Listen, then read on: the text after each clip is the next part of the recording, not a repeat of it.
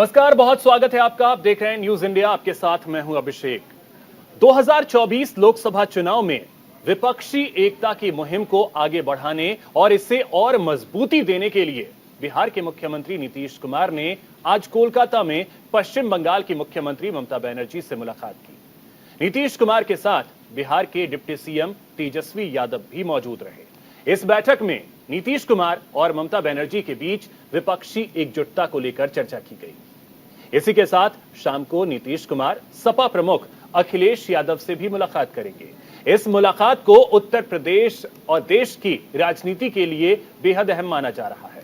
दरअसल विपक्षी एकता को मजबूत करने की जिम्मेदारी बिहार के सीएम नीतीश कुमार ने अपने कंधों पर उठा रखी है, जिसके बाद विपक्ष के संकट मोचक बने नीतीश कुमार मिशन 2024 के लिए विपक्ष को एकजुट करने में जुटे हैं, जिसके लिए वे लगातार विपक्षी दलों के साथ मुलाकात और बैठकें कर रही हैं।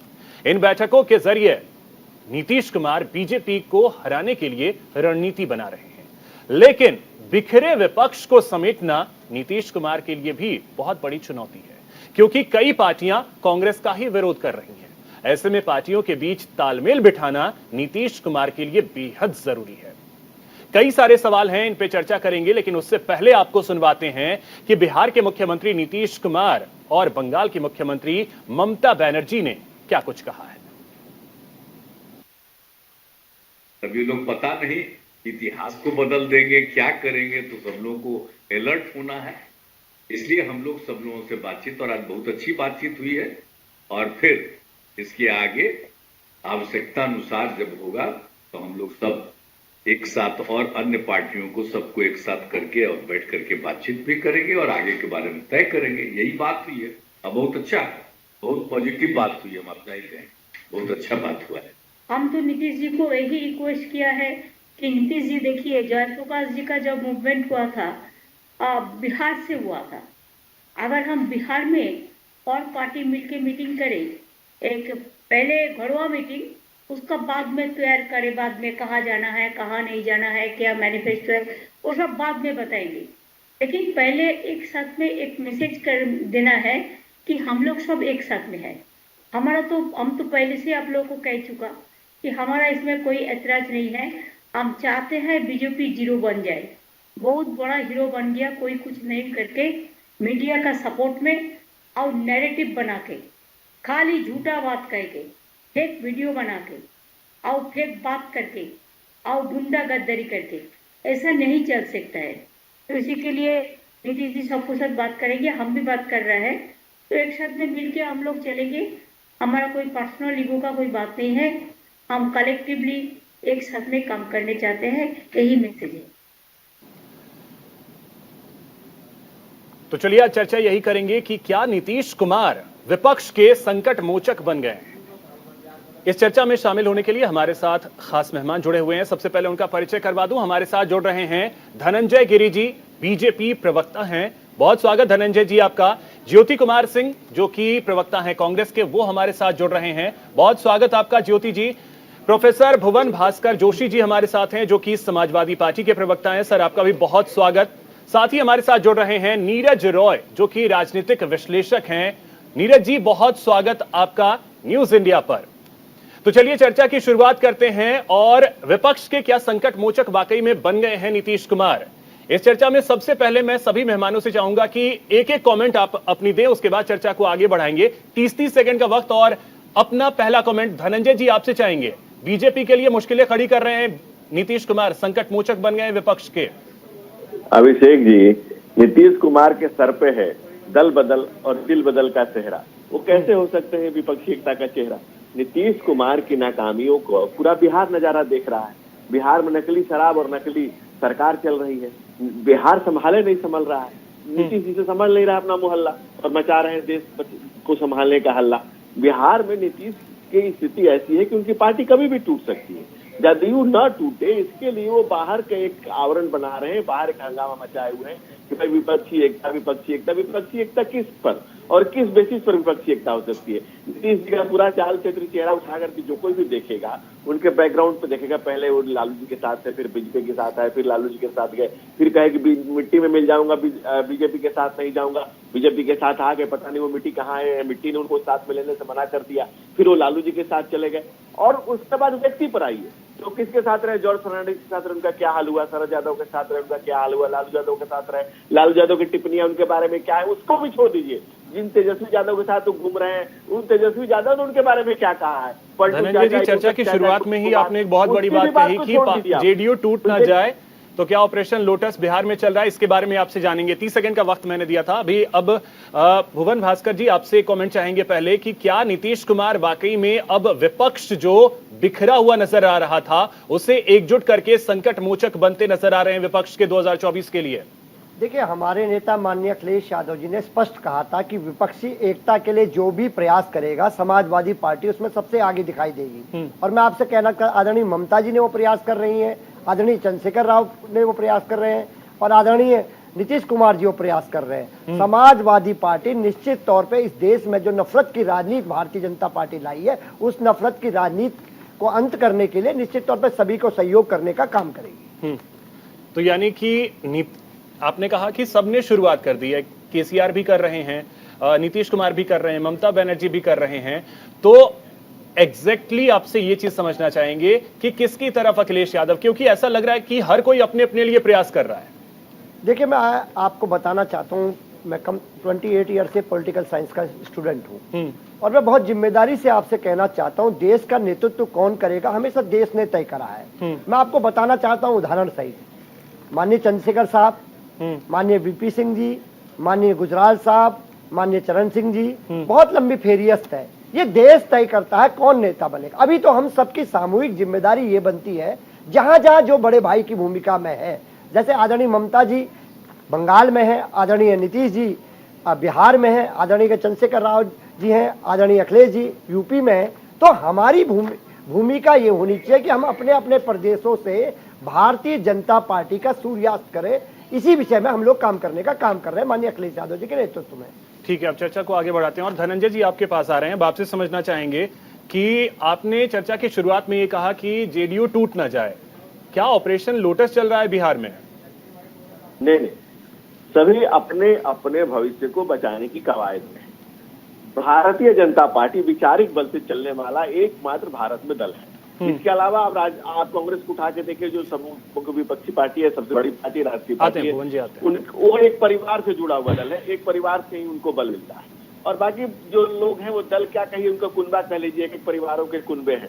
लेकिन जदयू एक ऐसा दल है जो एक व्यक्ति पर आधारित है, वो नीतीश कुमार पर आधारित है। और नीतीश कुमार जी ने जिस दिन अपनी पॉलिटिकल लेजेसी सौंप दी राजे जी को, उन्होंने कहा कि हमारे अगले नेता तेजस्वी होंगे, उन्होंने जदयू के तमाम कार्यकर्ताओं को कह दिया कि मैं अपनी लेजेसी जो है तेजस्वी जी को ट्रांसफर करता हूँ। उस दिन से जदयू कार्यकर्ताओं में खलबली का माहौल है और सब में चैनी का माहौल है कि भाई अपना सुरक्षित जहां जहां भविष्य देख रहे हैं, कोई राजद में देख रहा है, कोई कांग्रेस में देख रहा है, नहीं कह रहा हूँ कि सब भाजपा में आना चाह रहे हैं, लेकिन अलग अलग दलों में अपने अपने एडजस्टमेंट को लिए लोग तैयार बैठे।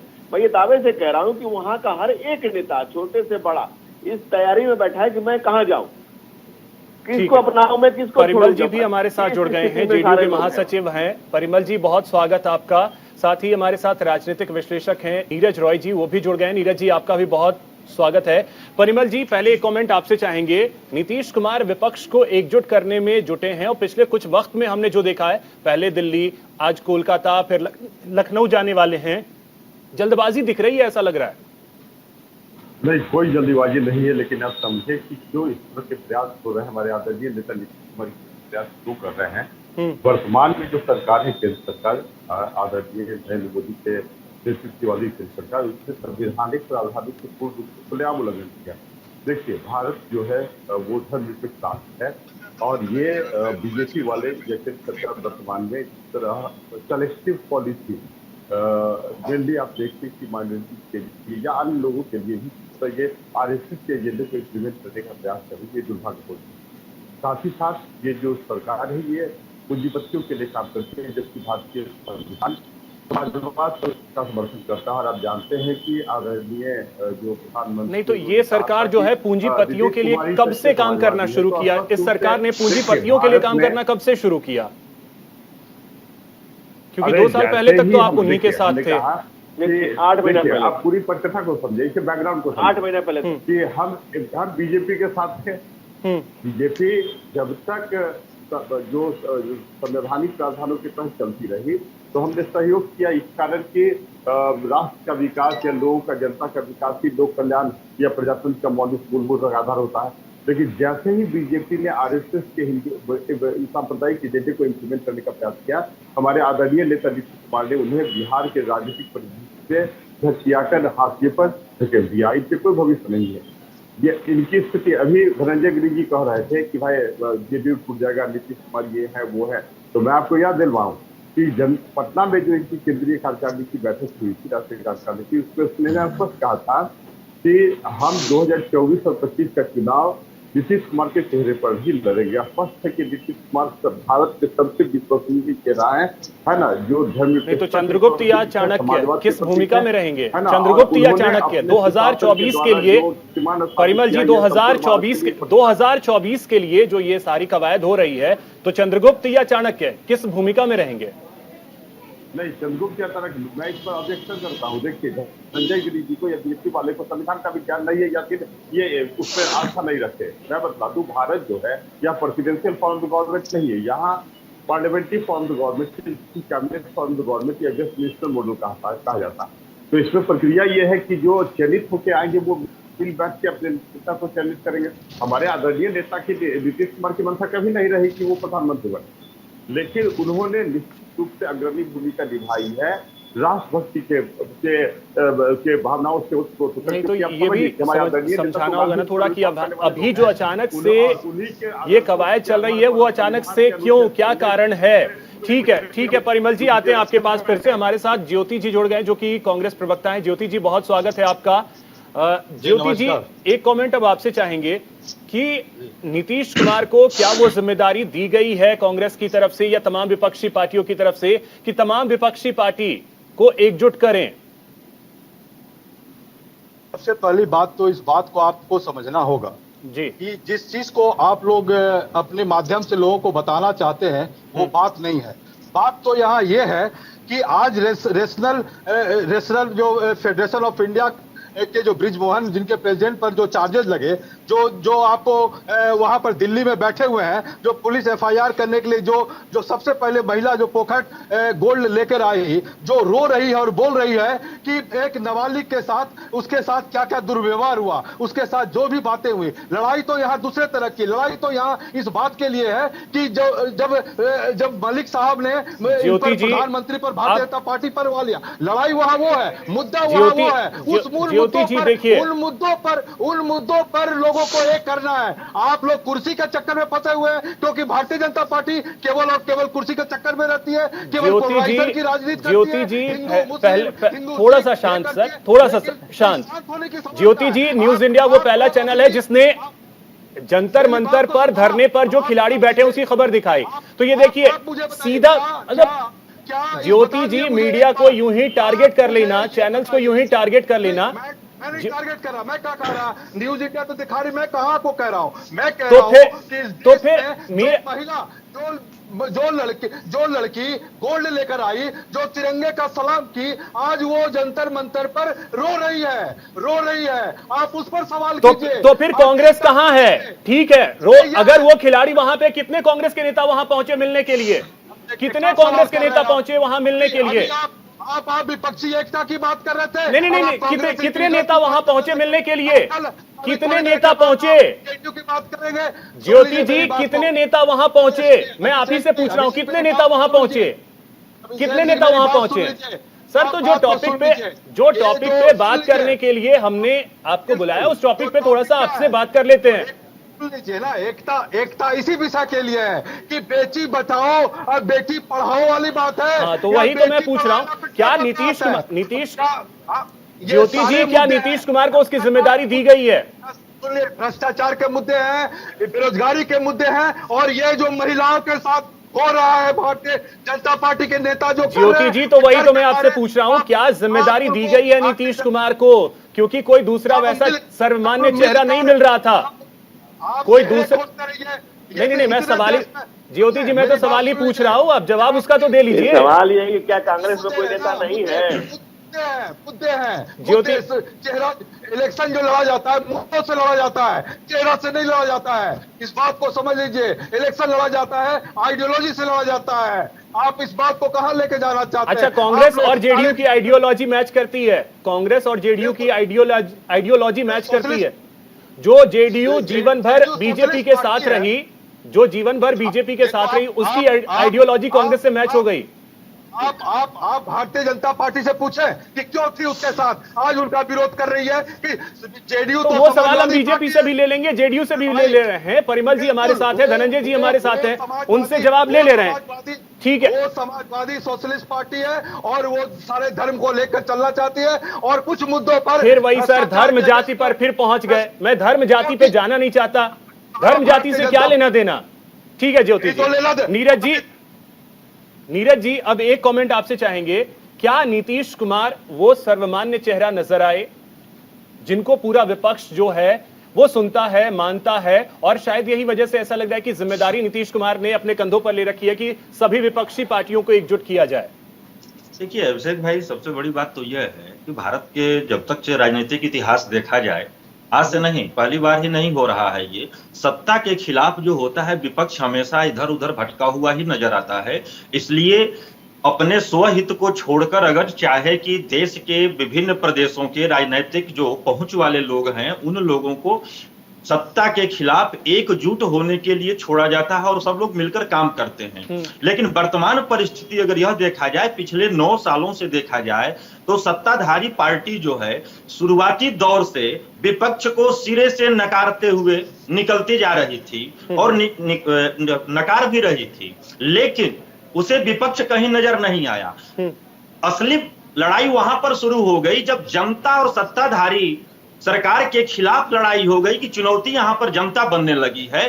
तब पिछले 2, 2.5, 3 महीनों से देखा गया है कि जो वर्तमान सरकार है वो विपक्ष के ऊपर टारगेट करना शुरू कर दिया है कि विपक्ष भी है, जिस विपक्ष को आप नकार रहे थे वह विपक्ष आप नजर लेकर आ रहे हैं, और विपक्ष भी सरकार के बिछाए हुए जो भी फील्डिंग करने के लिए जमीन तैयार करी गई है, बैटिंग कर रही है, बॉलिंग कर रही है, सब कुछ विपक्ष करना शुरू कर दे रहा है। एक बार केंद्र की सरकार के जो पदाधिकारी है, भारतीय जनता पार्टी के प्रवक्ता हैं, अगर सवाल इनसे आप पूछेंगे तो तुरंत पूछा जाता है कि क्या कांग्रेस तैयार है, क्या जदयू तैयार है। अभी हमारे बड़े भाई गिरी जी बता रहे थे कि जदयू और हमारे साथ थे, जदयू का कोई ठीक नहीं है किसके साथ रहे। तो मुद्दा यह नहीं है कि कौन किसके साथ है, यह बताने का भी विषय है कि भारतीय जनता पार्टी भी इससे पहले किन किन दलों के साथ रही है। सवाल जो पिछले वक्त में हुआ है, जो इतिहास रहा है, उस पे उसी की वजह से तो सवाल उठते भी हैं। और जो जेडीयू का इतिहास रहा है, हमने देखा है कि बीजेपी के साथ है, फिर बीजेपी को छोड़ा, फिर महागठबंधन में, फिर बीजेपी में, फिर महागठबंधन में, तो ये इतिहास रहा है। इसी वजह से सवाल तो जरूर पूछे जाएंगे। बिल्कुल बिल्कुल, एकदम वही, उसी को मैं आ भी रहा था उस पे। बिल्कुल, इस चीज पे जवाब देने के लिए सिर्फ जदयू ही नहीं है, एक बड़ी पार्टी और सत्ताधारी पार्टी होने के नाते भारतीय जनता पार्टी की भी नैतिक जिम्मेदारी बनती है। जो राष्ट्र में आतंकवादी के पक्ष वाली पार्टी पीडीपी रही है, वहां पर भी आप सरकार बनाए हैं, और इनके उन विचारधारा से निकले हुए लोग, आप देखिए 2014 में आए थे भ्रष्टाचार को मुक्त देश देने के लिए, भ्रष्टाचार हटाओ, लेकिन क्या हुआ, कांग्रेस मुक्त भारत करते करते कांग्रेस युक्त भाजपा हो गई, भ्रष्टाचारियों को हटाते हटाते भ्रष्टाचार युक्त भाजपा हो गई। या इसलिए हम भाजपा का विरोध पे नहीं बोल रहे हैं, इसलिए बोल रहे हैं कि देश की सबसे बड़ी पार्टी है, 2 टर्म से पूर्ण बहुमत की सरकार चला रहे हैं। 84 के बाद पहली बार 14 में ही पूर्ण बहुमत की सरकार आई है, इसलिए सबसे ज्यादा जवाबदेही जो होती है देश की जनता के प्रति या अन्य सिद्धांतों के अनुपालन के लिए होती है। और इस बार नीतीश कुमार ने जिस तरीके से नीतीश कुमार एक्टिव हुए हैं, धनंजय जी, क्या उसी एक्टिवनेस ने बीजेपी के लिए चुनौतियां पैदा कर दी हैं? और अब हम तो ये देख रहे हैं कि आज नीतीश कुमार जाने वाले हैं उत्तर प्रदेश, लखनऊ जाने वाले हैं। उससे पहले बीजेपी के यूपी का जो ट्विटर हैंडल है उधर से एक ट्वीट भी किया गया है, वीडियो शेयर किया गया है अखिलेश यादव को लेकर के। देखिए, नीतीश जी नगरी नगरी द्वारे द्वारे मिल घूम रहे हैं मिल की सत्ता की आस में, लेकिन करके बिहार के नाश को। बिहार में नकली शराब और नकली सरकार चल रही है। बिहार उनसे संभाल नहीं रहा। बिहार नीतीश की कंट्रोल से बिल्कुल पूरी तरह से आउट ऑफ कंट्रोल हो रहा है। पिट चुकी सरकार और पिटती हुई पुलिस। आज शाम को भी पुलिस वाले पीटे गए वहां बिहार में। बिहार में जिस तरह से लॉ एंड ऑर्डर जीरो हो चुका है और पूरा बिहार मनी ऑर्डर पे जी रहा है। बिहार से जो 52% लोग पलायन किए हैं, यहाँ से भेजे गए पैसों से बिहार चल रहा है। बिहार नीतीश कुमार के लिए एक ऐसी बीमारी हो गई जो लाइलाज बीमारी हो गई है। और नीतीश कुमार ने एक लंबे समय तक पिछले 32-33 साल में लालू बिहार अगर उनके लिए लाइलाज बीमारी है तो क्या नीतीश कुमार अब बीजेपी के लिए भी वो बीमारी बन गए हैं जिसका इलाज शायद बीजेपी के पास नहीं है? नहीं, आप देख लीजिए ना, नीतीश जी जाते हैं तेजस्वी जी को साथ लेकर के। उनको यहाँ भी डर है कि कहीं तेजस्वी उधर जाए, इधर कुर्सी न चली जाए, इसलिए इसको भी साथ में ले चलो। यहाँ अविश्वास का ऐसा माहौल है कि नीतीश की तेजस्वी जी ने उनको कहा है कि पलटू चाचा, कुर्सी कुमार और तमाम नामों से अलंकृत किया है। दूसरे को छोड़ दीजिए ना, उनकी पार्टी के वर्तमान राष्ट्रीय अध्यक्ष आदरणीय लल्लन सिंह जी जब उनके खिलाफ थे तो उन्होंने कहा कि नीतीश के पेट में कहाँ दांत है, इसका लोकेशन हमको पता है। तो जिस व्यक्ति का स्वयं का चरित्र अत्यंत ही अविश्वसनीय हो, जिसने बुद्ध, महावीर, गुरु गोविंद सिंह की धरती, मौर्य साम्राज्य के काल से समृद्ध बिहार को बेरोजगारी और बेकारी के कंधे कुएं में धकेल दिया हो, जहां 8 महीने में 4,848 अपराध की घटनाएं हो रही हो, ठीक है प्रोफेसर भुवन भास्कर इस पे रिप्लाई करना चाह रहे हैं। भुवन जी, क्या मॉडल लेके दुनिया देश में घूम रहे हैं? ठीक है, कौन सा मॉडल पेश करना चाहते हैं? भुवन जी इस पे रिप्लाई करना चाह रहे हैं। भुवन जी बोलिए, उसके बाद फिर परिमल जी के पास चलते हैं। देखिए, मैं कहना चाहता हूं, भारतीय जनता पार्टी के प्रवक्ता साथी को मैं बताना चाहता हूं, आज भारतीय जनता पार्टी को लोग भस्मासुर कहते हैं। और भस्मासुर ऐसे नहीं कहते हैं, ये जिस पार्टी के साथ रहते हैं पहले उसी को खाने का काम करते हैं।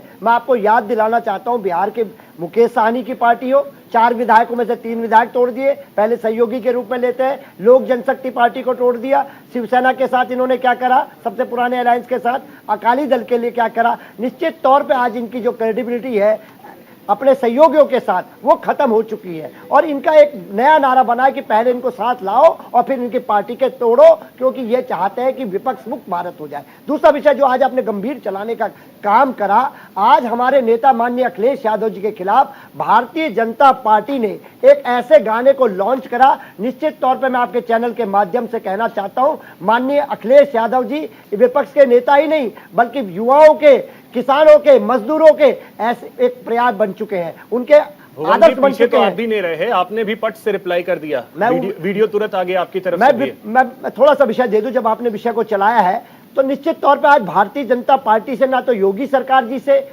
उत्तर प्रदेश चलने का काम कर रहा है, ना माननीय प्रधानमंत्री जी 2000 करोड़ जो सेल कंपनियों में बार बार प्रश्न पूछा जा रहा है, 300 करोड़ का इनके माधव जी पे आरोप लगता है। निश्चित तौर पर उनसे बचने के लिए माननीय अखिलेश यादव जी की जो छवि खराब करी है, निश्चित तौर पर मैं कहना चाहता हूं भारतीय जनता पार्टी के सूर्यास्त की यहां से प्रारंभ अध्याय हो चुका है।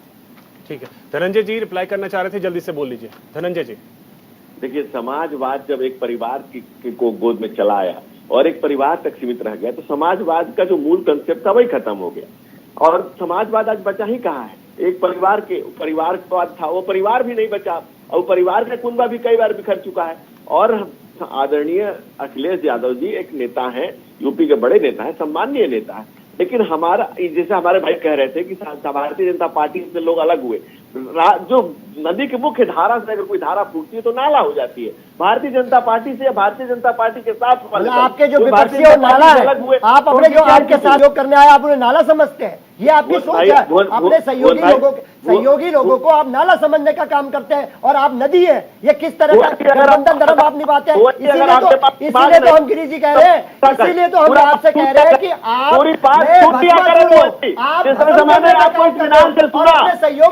मैंने आपकी बातों को सुना तो पूरी बात क्लियर करिए कि आप अनपढ़ होने का अपना प्रमाण कर रहे हैं कि आप पूरी बात सुने बिना बीच में कूद गए। आपने पूरी बात सुना है, क्योंकि लोकतंत्र में भी अगर पक्ष की जरूरत है तो विपक्ष की भी जरूरत है। आप विपक्ष मुक्त भारत बनाएंगे, आप भाजपा युक्त भारत बनाएंगे, क्या विपक्ष की होगा? किस तरह देश को ले जाना चाहते हैं? किस तरह प्रसादी को और कहते हैं समाजवाद समाजवाद। अरे परिवार के साथ निश्चित तौर पे माननीय अखिलेश यादव जी, माननीय नीतीश जी, माननीय ममता जी, सबसे कर रहा हूँ, निश्चित तौर पर आपको चलने वाला भारतीय जनता पार्टी और आप काम क्या परिवार के तल में काम कर रहा है, विपक्ष से सीबीआई लगाने का काम कर रहा है, विपक्ष से इनकम टैक्स लगाने का काम कर रहा है, और आप काम क्या कर रहे हैं? विपक्ष के लोगों की गाने बनाने से क्या होगा? माननीय अखिलेश यादव जी 30 करोड़ उत्तर प्रदेश के लोगों के दिल में रहते हैं, आप उनको दिल से हटा सकते हो? कैसे गाने बनाते? आप सत्ता का कौन सा भ्रष्टाचारी हो जाओगे? ठीक है, भुवन जी और धनंजय जी एक एक करके परिमल मैं पूरी बात कह रहे, मेरी पूरी बात सुनिए। मैंने कहा कि नदी की मुख्य धारा से अगर कोई धारा फूटती है तो नदी नहीं कहलाती। शब्दों का कैसे धनंजय जी इस्तेमाल कर सकते हैं? अपने विपक्ष के लोगों को आप नाला शब्द बोलेंगे। विपक्ष की मर्यादा होनी चाहिए, नाला नहीं है।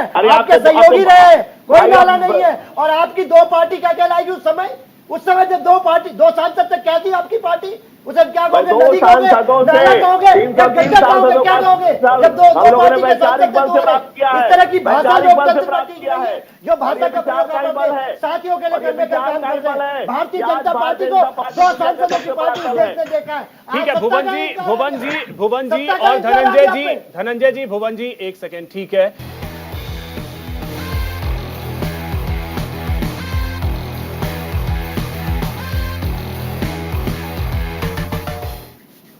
तो ब्रेक के बाद एक बार फिर से आप सभी का स्वागत है। हम चर्चा कर रहे हैं कि क्या नीतीश कुमार विपक्ष के संकट मोचक बन गए हैं। तो चर्चा में हमारे साथ कई खास मेहमान जुड़े हुए हैं। अब परिमल जी आपके पास आ रहे हैं। देखिए, बीजेपी की तरफ से लगातार ये आरोप लगाए जा रहे हैं कि बिहार संभल नहीं रहा और दिल्ली संभालने का सपना देख रहे हैं। देखिए, बीजेपी वास्तविक स्थिति को समझना नहीं चाहती है। मैं एक बार बता दूं कि आखिर सरकार किस काम के लिए होती है? डेमोक्रेसी में for the people by the people of the people, right? 2 महत्वपूर्ण बात है, एक तो संविधान के प्रावधानों का अनुसरण करें और दूसरी के जो लोक कल्याणकारी का जाति सर्टिफिकेट जो है भारत को लोक कल्याणकारी रखता है। यही कारण है कि सरकार की जिम्मेदारी बनती है कि रोजगार का प्रबंधन करे, किसानों की करे, महिलाओं को सुरक्षा इत्यादि उत्पन्न। लेकिन बीजेपी केंद्र सरकार जो है सभी मोर्चों पर विफल रही। प्रत्येक लेवल पर आप देखिए, इन्होंने 2 करोड़ रोजगार का वादा किया, वहां विफल नहीं। फिर जो ग्लोबल हंगर इंडेक्स का रिपोर्ट आया है 2022 का, उसमें कहा गया कि भारत विश्व के 30 ऐसे राष्ट्रों में शामिल है जहां कुपोषित चरण पर है, राइट? फिर आप देखिए कि बीजेपी संविधान विरोधी है। मैं एग्जाम्पल देता हूँ, आर्टिकल 19 में freedom of speech and expression है और उसी के तहत प्रेस की स्वतंत्रता भी शामिल है। अभी जो पिछले वर्ष कभी 2022 में जो वर्ल्ड प्रेस फ्रीडम इंडेक्स का जो रिपोर्ट आया है, उसमें कहा गया है कि भारत जो मीडिया कर्मी है उसके लिए सबसे असुरक्षित राष्ट्र में से। आप समझिए कि अभिव्यक्ति की स्वतंत्रता का महत्व क्या है हमारे संविधान में। जो मानवाधिकार है, मानवाधिकार कहाँ परिलक्षित होता है हमारे संविधान में? वो फंडामेंटल राइट्स तो परिलक्षित है। बीजेपी तो यही कह रही ना। देखिए, बीजेपी की तरफ अभी धनंजय जी ने जो कहा, जहां तक मुझे जानकारी है, बेहटा की घटना का उन्होंने जिक्र किया और हाजीपुर की घटना का जिक्र किया, जहां पे पथराव किया गया है पुलिस की टीम पर। उसके बाद शराब को लेकर के उन्होंने जिक्र किया मोतिहारी। एक नेगेटिव परसेप्शन डेवलप नहीं करें। बिहार में सुशासन है और आपको बता दें, हमारे आदरणीय नेता नीतीश कुमार का संविधान में कठोर आस्था, घोर आस्था, लोकतांत्रिक मूल्यों में आस्था, समाजवाद में आस्था, धर्म निरपेक्षता में आस्था और zero tolerance against corruption and communalism. देखिए, एक अभी धनंजय गिरी ने कहा कि ये कभी बीजेपी के साथ कभी दूसरे के साथ चल आते हैं।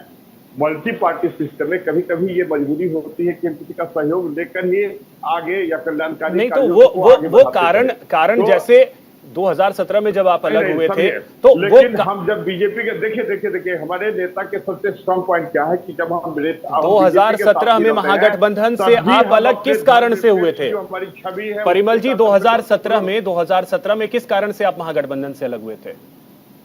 देखिए, महागठबंधन से अलग हुए थे वहां जो भी तत्कालिक कारण हो, लेकिन तो वो कारण जो था उसका निदान हो चुका है, उसका निदान हो चुका है। अभी जो डिबेट का मुद्दा आपने कहा कि बिल्कुल, तो अरे संविधान में विश्वास करने वाले सभी राजनीतिक दल सशंकित है कि यदि बीजेपी के या केंद्र में बीजेपी की सरकार यदि कंटिन्यू हुई तो ये लोग भारत के संविधान को नष्ट करके आरएसएस के भारत का संविधान खत्म कर देंगे, ठीक है, भारत का संविधान खत्म कर देंगे, ये डर है तमाम विपक्षी पार्टियों को, सभी को। धनंजय जी, संविधान खत्म करने वाले हैं आप लोग, संविधान खत्म कर रहे हैं आप लोग। जरूरी है बीजेपी तो बनाना के रूप में भारत को शामिल करना चाहती है। ठीक है, परिमल जी उसका जवाब मैं डायरेक्ट ले लेता हूं। धनंजय जी, संविधान आप खत्म कर रहे हैं, बोलने की आजादी खत्म कर रहे हैं, सारी आजादी आप खत्म कर रहे हैं। इससे पूछा जाए कि वर्ल्ड फ्रीडम इंडेक्स का जो रिपोर्ट, मैं वही पूछ ही रहा हूँ, आप ही का सवाल मैं पूछ रहा हूँ, आप ही का, परिमल जी आप ही का सवाल मैं उनसे पूछ ले रहा हूँ, आप ही का सवाल, परिमल जी एक सेकंड, आप ही का सवाल मैं पूछ रहा हूँ कि आप तो संविधान ही खत्म कर रहे हैं धनंजय जी, बोलने की आजादी आप छीन रहे हैं। अभिषेक जी, बाबा साहब डॉक्टर भीमराव अम्बेडकर के दिए गए संविधान में हमें पूरी आस्था है और पूरा विश्वास है, और हम वो लोग हैं जो संविधान को ट्रू स्पिरिट में जी रहे हैं, और देश का गांव गरीब किसान नौजवान पहली बार। परिमल जी, मैं आपके टर्म में नहीं बोलता हूँ और अपेक्षा रखता हूँ, और आपसे पढ़ा लिखा आदमी समझता हूँ आपको।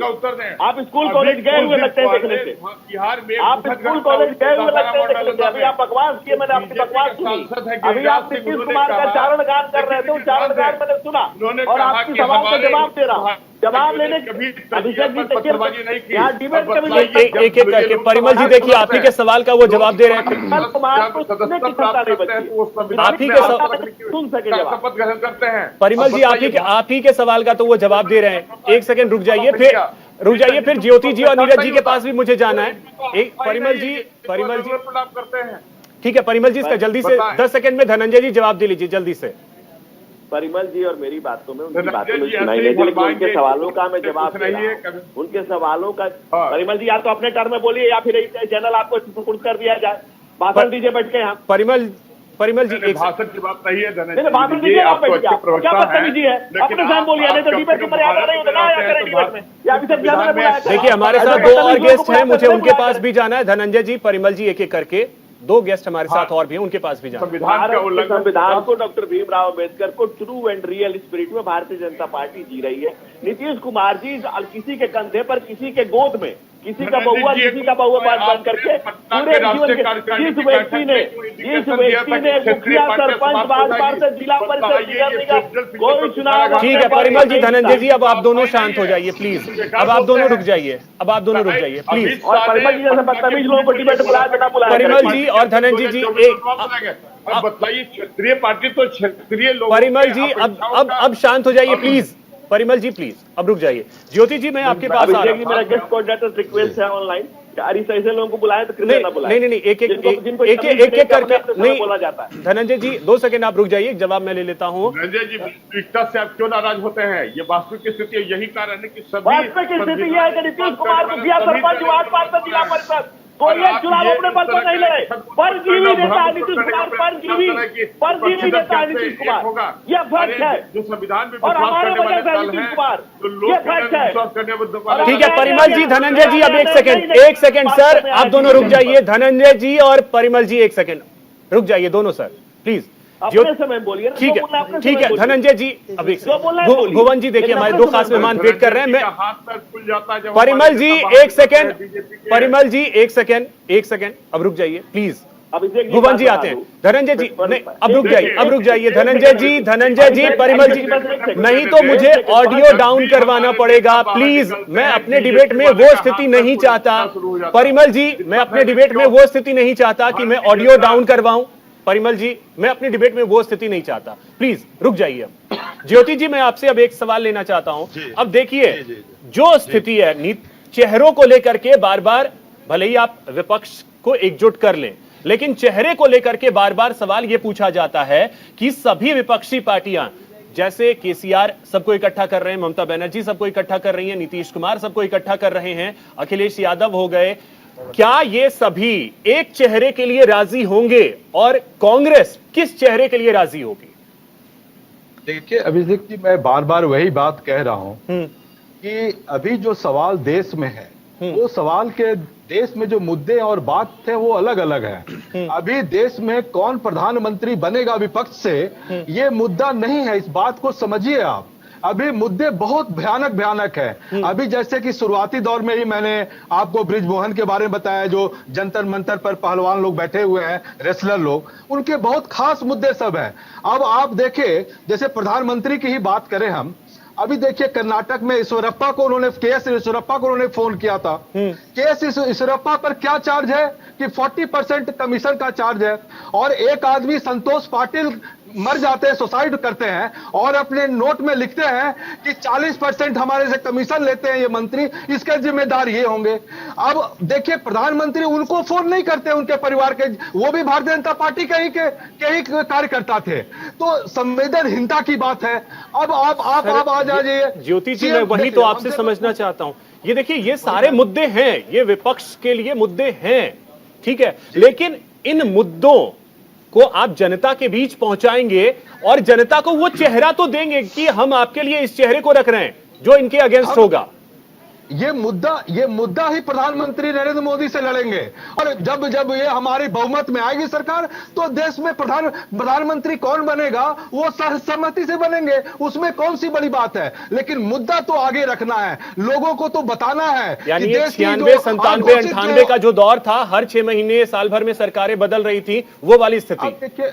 अब देखिए इसको तो अब आप इस तरह से बात करना तो ठीक नहीं है। नहीं, मैं पूछ रहा हूं, कुछ और थी, मैं पूछ रहा हूं क्योंकि उस टाइम में वही हालात वैसे ही थे ना, मैं वही पूछ रहा हूं। देखिए मैं बिल्कुल बार बार यही कहता हूं कि ये इस बार की जो लड़ाई है, ये लड़ाई बेरोजगारी पर है, महंगाई पर है। और ये देखिए, ये आंकड़े मेरे भी नहीं है, centre for monitoring Indian economy का है कि 7.5 से लेके 8 तक, रूरल से लेके अर्बन तक ये बेरोजगारी है। तो ये सब मुद्दे बहुत भयानक हैं, इस बात को आप समझें। और इस बात को आपको ये भी समझना होगा कि पुलवामा में जो मरे हमारे 40 लोग, वो मुद्दा सीधे ही पूछ लेता हूं, क्या कांग्रेस को नीतीश कुमार का चेहरा स्वीकार्य होगा?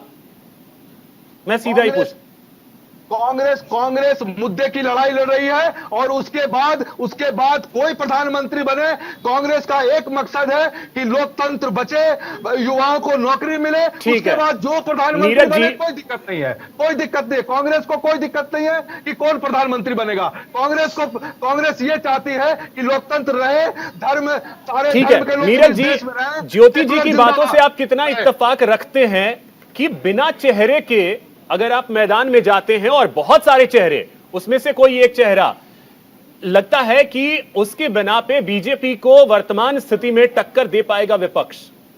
देखिए अभिषेक भाई, सबसे बड़ी बात तो यह है कि यहाँ पैनल में बैठे हुए सभी लोग हमसे ज्यादा अनुभवी हैं राजनीतिक दृष्टिकोण से अगर देखा जाए तो। लेकिन तकलीफ दे ये हुआ है कि डिबेट का रुख ही धनंजय भाई और जदयू से दूसरे तरफ केवल भाजपा और जदयू पे घुमा दिया गया। लेकिन आपका जो प्रश्न था कि ज्योति जी की बातों से मैं पूर्णतः सहमत हूँ। सहमत इसलिए थोड़ा सा समय चाहिए क्योंकि सबका सुना बिल्कुल बोलिए, बताना है जी।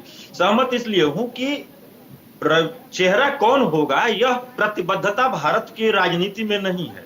अच्छा। रही बात यह है कि वर्तमान में विकल्प नहीं है, तो विकल्प कभी नेहरू जी का भी नहीं था, विकल्प कभी शास्त्री जी का, विकल्प कभी अटल जी का भी नहीं था। और विकल्प आपने देखा कि गुमनाम चेहरा जो कि मनमोहन सिंह जी गठबंधन की सरकार लेकर 2 बार सत्ता में रहे। तो यह मुद्दा नहीं है। मुद्दा यहाँ पर यह है कि विपक्ष के जितने दल हैं वह अपना स्वहित छोड़ते हुए, उसको साधे बगैर वर्तमान की जो सरकार है उसकी कमियों को जनता के बीच में ले जाने का काम करें, तब विपक्ष की एकजुटता फलीभूत होती है। और भारतीय जनता पार्टी की जिम्मेदारी बखूबी बेहतरीन यहाँ पे बनती है कि अब तक उन्होंने बेहतरीन काम क्या किया है।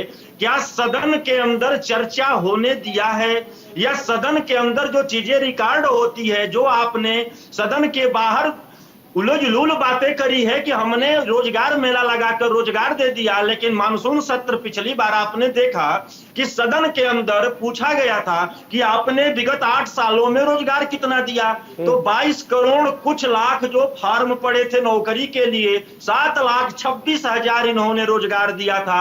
ये सब चीजें प्रश्न न पूछा जाए, विपक्ष का काम है यह पूछना कि 2018 में एक घोषणा किया। और नीरज जी, एक चीज और मैं आपसे इसी से रिलेटेड है, जो आप मुद्दे बता रहे हैं, क्या भारत की राजनीति में पिछले कुछ वक्त से इन मुद्दों पर चुनाव हुए हैं, इन मुद्दों पर वोट डाले गए हैं?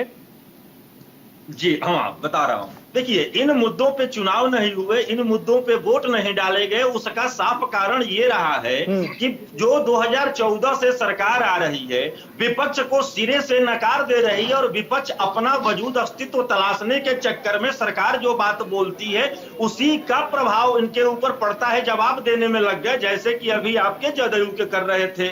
इनका मुद्दा ये होना चाहिए कि हम भाजपा के साथ रहे न रहे मतलब नहीं है।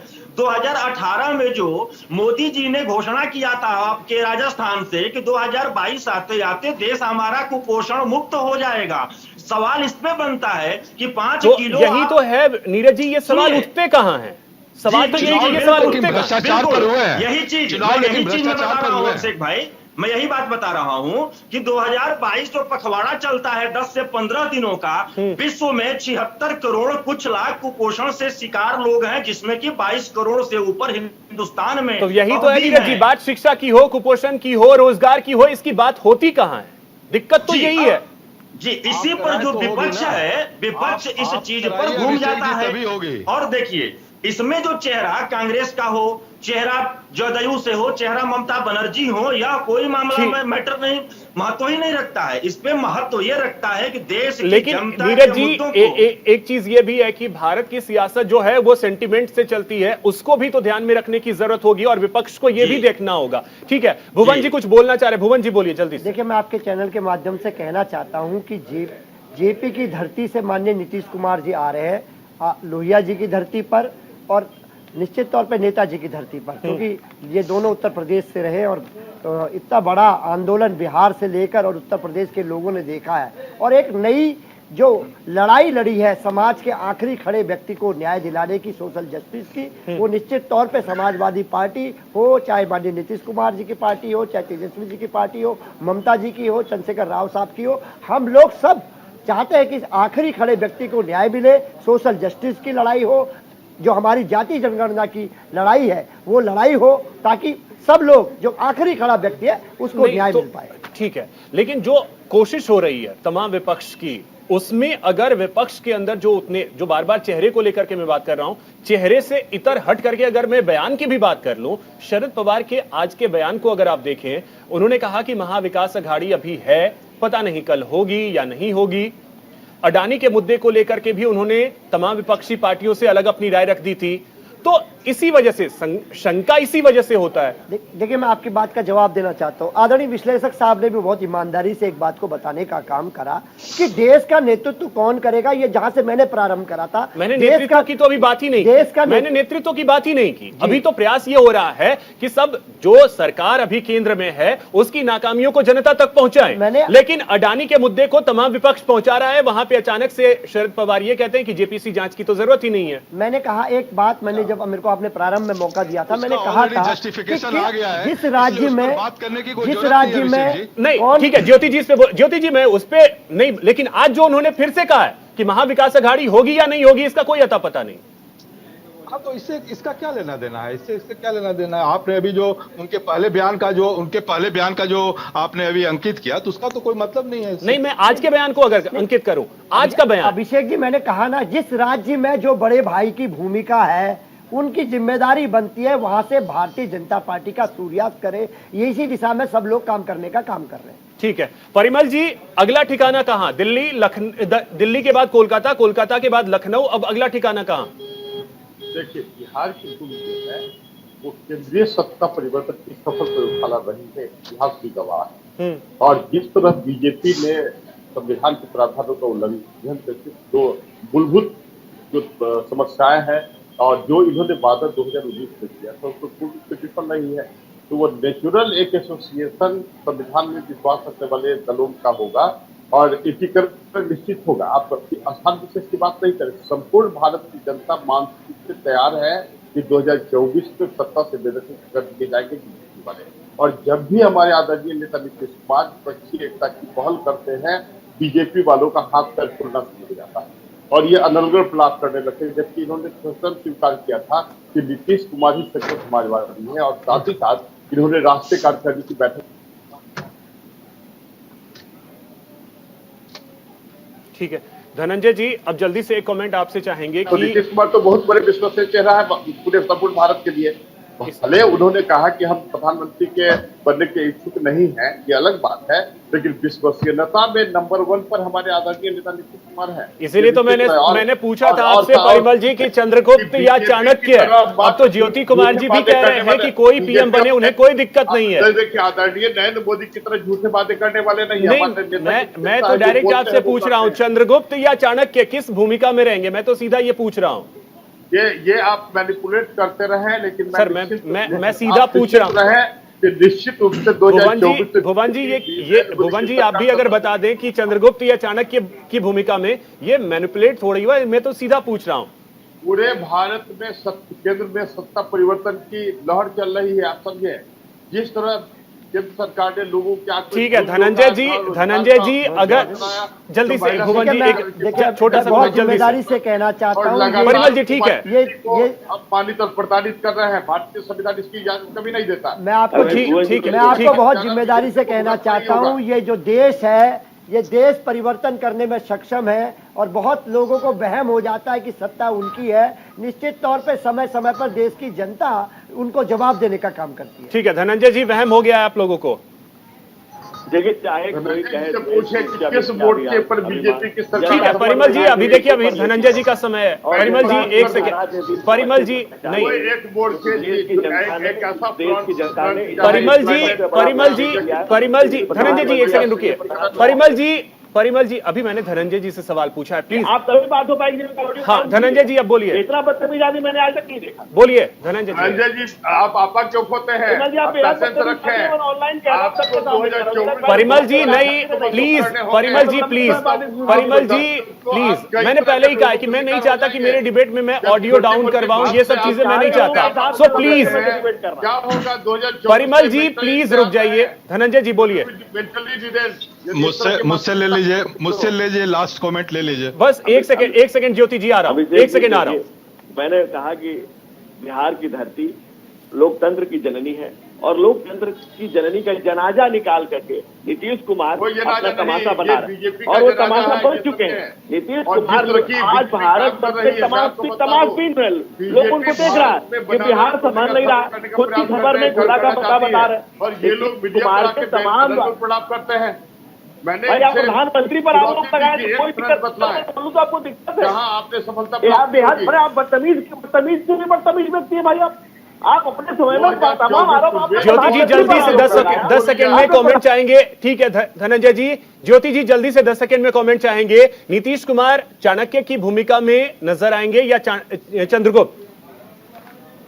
कोई किसी के भी भूमिका में नजर आए। कांग्रेस पार्टी ये चाहती है कि लोकतंत्र कैसे बरकरार हो, युवाओं को कैसे नौकरी मिले और गरीबी से कैसे ऊपर उठ पाए। इन मुद्दों को जो लेकर आगे बढ़ेंगे कांग्रेस पार्टी उसके साथ रहेगी। प्रधानमंत्री कोई बने मुद्दा नहीं है। भारतीय जनता पार्टी को उखाड़ कर फेंकना ये कांग्रेस पार्टी और विपक्षियों की ये मकसद है, यही मकसद पूरा होगी।